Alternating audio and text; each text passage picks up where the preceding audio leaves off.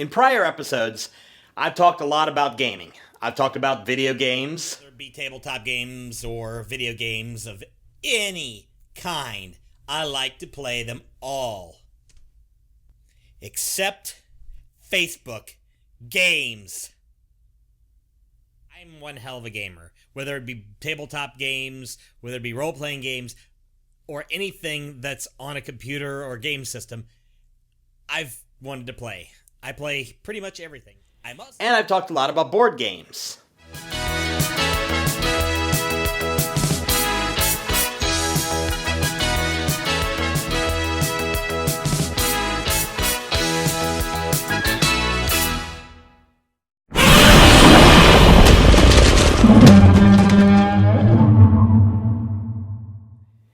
In fact, my first episode involved board games because I was talking about tabletop, which was awesome. And it gave me another game I have to buy after I buy this one, and this one, and this one, and this one, and these, and these.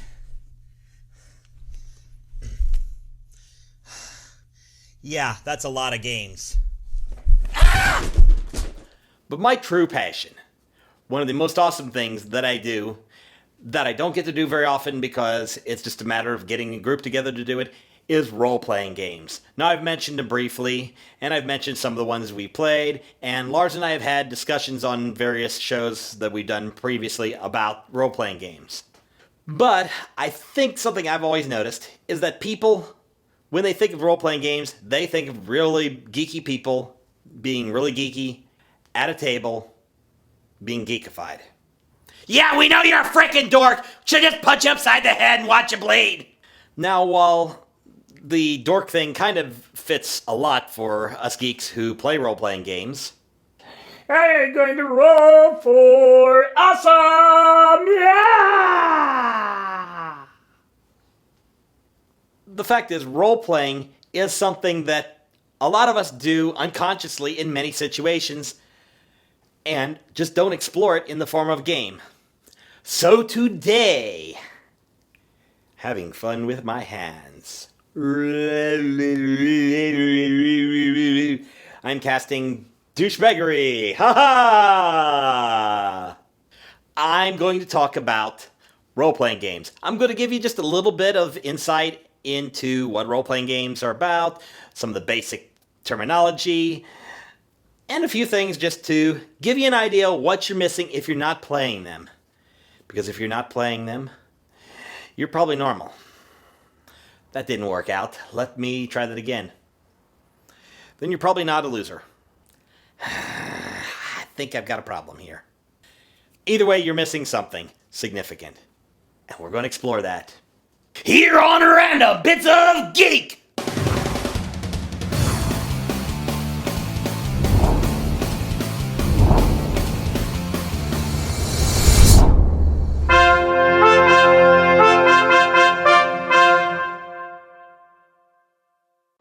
The easiest way to describe a role-playing game is that it's an interactive story.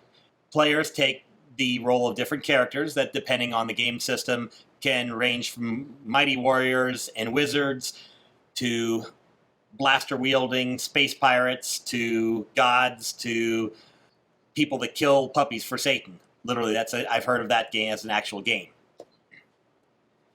In this universe, you can pretty much be any role you want. Male, female, other, any available race, gender, archetype, you name it. You can be a character.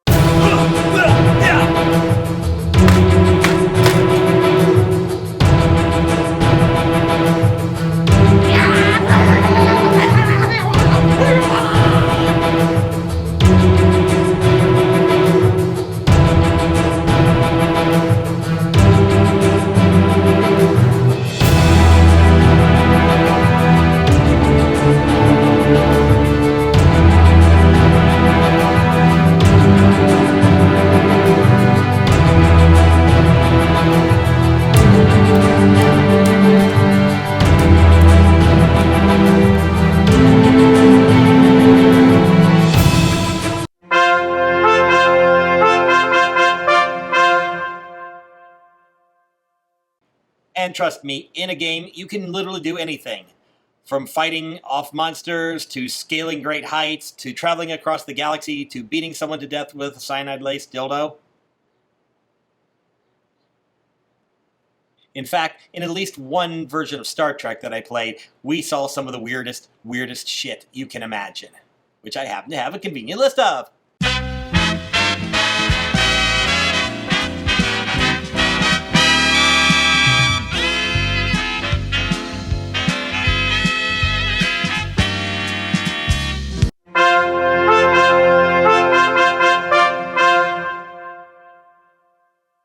There are many kinds of game systems out there. The game system simply provides the general universe, the rules by which you play, how you determine what happens for players, for game masters, etc. And they come in many forms, from the old school, like Advanced Dungeons and Dragons, Oh. to Marvel superheroes, to Star Wars, to Shadowrun, which, by the way, we played an entire scenario for International Tabletop Day this year. We're still rolling. Freeze frame.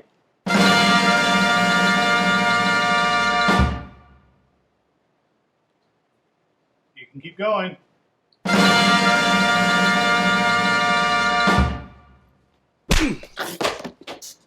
To Pathfinder, which I'll probably use for my examples mostly because I got the beginner box in. It's all shiny new! Yay!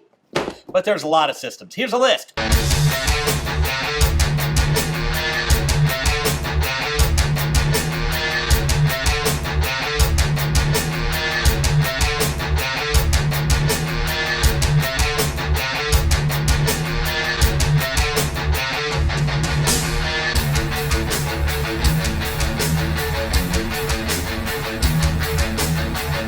Dice. God, I don't know why that keeps happening. You know what these things are. These are dice. You've seen before. Gamers use a lot of these. Whether it just be using a few, or in games like Shadowrun, you use a lot. All of you know the D6. That one's not something special. But we have things as varied as the D4, the D8, the D10, the D12, and the D20. And there are a few others like the D3, D5, D7, a few others I'm probably forgetting, the D30, the most useless die ever made, and of course the D100, which looks like a golf ball and apparently was stolen. You know who you are when you stole my dice. I want my dice back! I want my dice back! The coolest thing, though, is we can keep them in things like dice bags. Like this. Chain mail. Oh, yeah.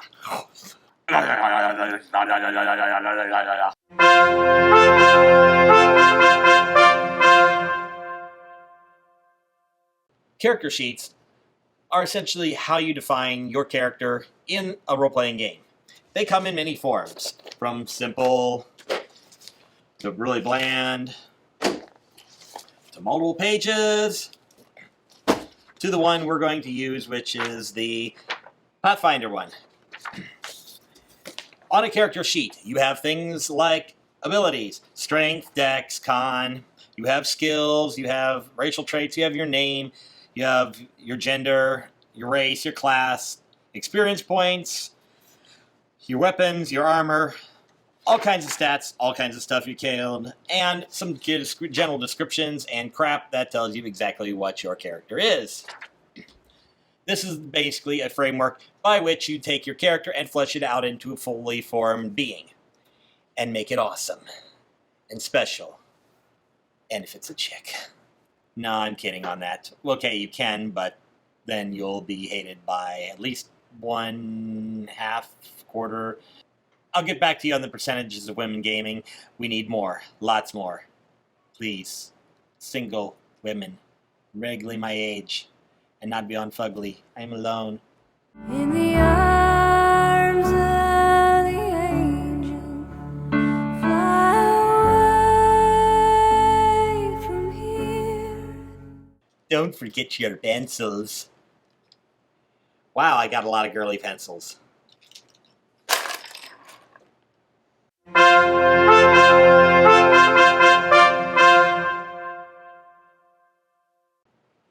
With the players and the characters and the dice and all the other elements ready, enter the Game Master, a powerful man with the power to destroy the lives of all those before him, including burning them with fire, sending monsters and men, dropping elves named Al in a acid pit. My name was Aofel! And many more dark things, as powerful as they are able to destroy. Okay, really, the Game Master is the person who hides behind this little screen and has the ability to create the entire game universe. He controls the non-player characters, the monsters, lays out the maps, tells secrets to only some, and slowly forms the entire world in which the gamers reside. And that is the whole point. He is the master storyteller. He writes the story, or buys it online if he's lazier, and creates an environment where the characters discover the story through him. And that is what makes it really fun, because everything in a game is interactive.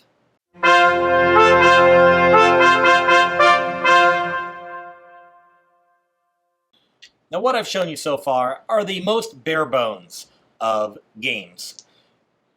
I can't get into too much because there are so many systems out there, as the list before, and I will show you again.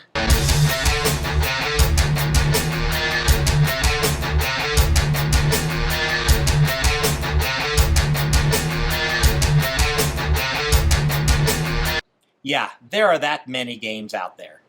Most of them follow the basic roll a dice to figure out whether you succeed or fail at a task, or roll a lot of dice to see whether you succeed or fail in a task. Like Pathfinder, for example, is the one that fits that. It has things like entire grid maps, where your entire world is defined by the word maps, with bags of little mini things, or you can get fancy ones. Or you can do it all in your mind. That's boring. In your mind! Other examples, dice can be used to just drive the narrative of the story. An example of this would be the game Fiasco. Or even there are even games out there that don't even use dice, they use some other mechanic, like a game I heard of called Dread. There are even role-playing games preset in a box that are jump in, play the game, and reset it. They aren't necessarily whole-on role-playing games. An example of that would be something like Last Night on Earth, where you play roles, you have character sheets, sort of, and you follow a general narrative to complete a mission. In a similar vein, something like Munchkin, there's very little role-playing except to kill and take stuff. Or you can just get foam weapons and LARP your nuts off. Tabletop forever!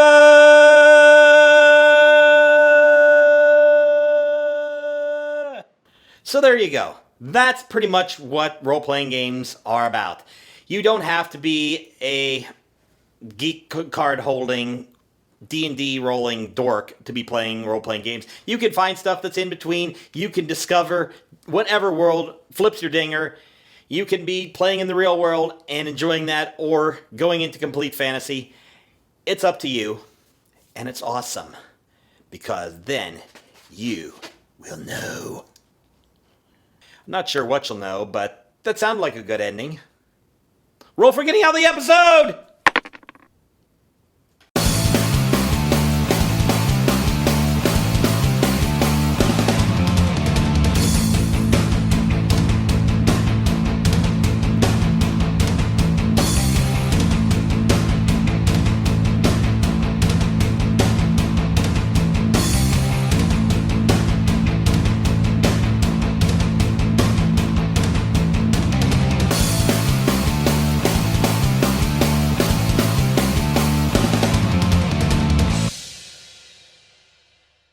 Shit, I forgot. Well, we'll roll some footage, because I don't want to cut and start it over. Because I'm a lazy bastard and I sing this song while I make a costume change. But that's okay, because I can cut it out by cutting it out really fast. And I'm trying to get this on because I'm retarded and I'm going to be evil game master. Cock dicks and ass eyes. I don't think I've ever committed that to the audio, have I? Cock, dick, and asses. Okay, there, I've committed to video. Because I'm the director too, I don't have to say action to myself. Action! Bite my shiny metal ass.